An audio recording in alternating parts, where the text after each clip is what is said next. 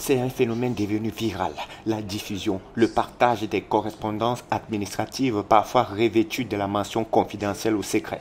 Une pratique qui n'est pas sans conséquences selon les experts. Lorsqu'on viole ces données, c'est déjà un manquement à la déontologie. Donc il peut y avoir des sanctions disciplinaires.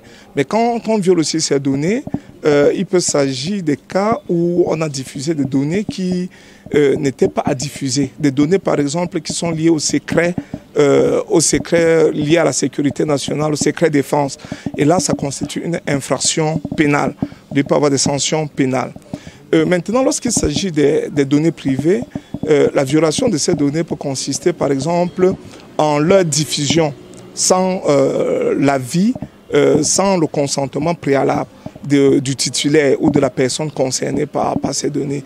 Évidemment, ça peut constituer une violation du droit de cette personne à la vie privée.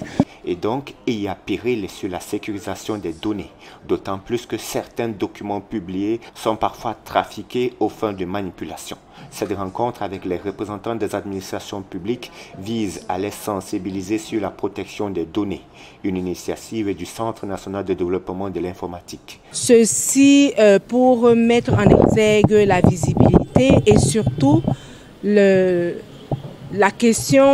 l'attention du gouvernement sur la question de la protection des données à caractère personnel, la protection de la vie privée dans le cyberespace et la protection des documents. Et surtout de proposer des solutions afin que cela ne se fasse plus.